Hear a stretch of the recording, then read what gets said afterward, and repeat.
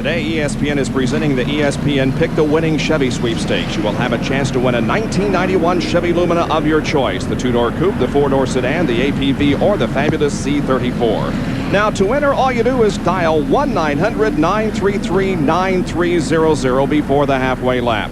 You'll be asked your phone number and the number of the Chevy car competing in the race, which you think will be the first Chevy to finish. The winners will be selected in a random drawing of correct entries and announced in our next Chevy Sweepstakes. Call in to win right now. Congratulations to our most recent winners. The first Pocono race on June 16th, the Chevy Sweepstakes winner was Ron Moore from White Oak, Texas. And our second Pocono race on July 21st, the winner was Joan Sellen from Milwaukee, Wisconsin. Now let's take a look at the Sears Die Hard starting grid for today's Budweiser at the Glen. The pole sitter, his first since North Wilkesboro in 1988, is Terry Labonte in the Sunoco Oldsmobile with a new track record, 121.652. Starting alongside him in row number 1 will be Mark Martin in the Folgers Coffee Ford, car number 6. Going to the second row, it's Ernie Irvan in the Kodak Film Chevrolet, car number 4. And then starting in 4th position, the hometown favorite, Jeff Bodine from nearby Chemung, New York, driving the Budweiser Ford, car number 11.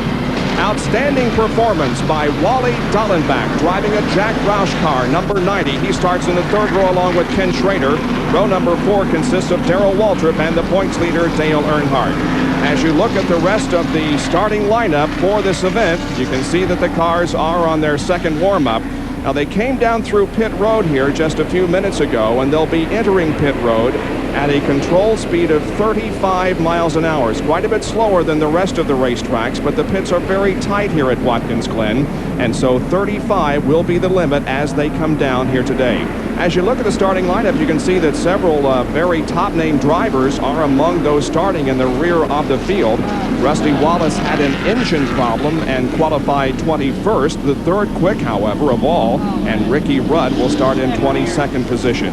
They come off of corner number 7 here at the Budweiser at the Glen and look for a green flag that will get us underway for 90 laps of action, and the green flag is out. Here we go, and they're headed toward turn 1 in Benny Parsons. Here they come, one of the 8 abreast back in the middle of the pack, but they've all got to funnel down to one lane if they're going to make it through. Terry Labonte, the pole sitter, gets by. There is cars 2 abreast going through the corner. So far, so good as they go through turn 1. Head for turn 2. Cars still 2 abreast, as you can see. But they're getting sorted out pretty doggone good. Yeah. And they're coming toward you. And at a good rate of speed, Benny, as they come off of turn 4 into turn 5. We have a special laser gun that we're going to be shooting speeds of a little later here today as we're inside of Dale Jarrett's car there right now. Terry Labonte leads them into this turn. And they're awfully bunched up, Bob, as they come off of this turn. And some great telemetry from Dale's car. You saw him reach a maximum speed about 176 miles an hour. And as you indicated, Ned, he was about 100 miles an hour reduced going into corner number 5. Everybody screaming through. And now the 7th turn as they come on to the main straightaway here. And they complete lap number 1. It is Terry Labonte, followed by Mark Martin. Back in 3rd position is Jeff Bodine, followed by Ernie Irvan, Schrader, Dallenbach. Then Dorsey Schrader and the 17 car of Darrell Waltrip. Terry Labonte was able to take that pole position and lead the first lap. Mark Martin is on his tail pretty good, and there comes Jeff Bodine, as you said, the hometown favorite. He and Brett Bodine grew up about 30 miles from here in Chemung, New York. And as the graphic showed you, Terry Labonte had not led a lap since Talladega back in May of 1990, but he has led the first lap, and he is continuing to lead as they're down the backstretch once again.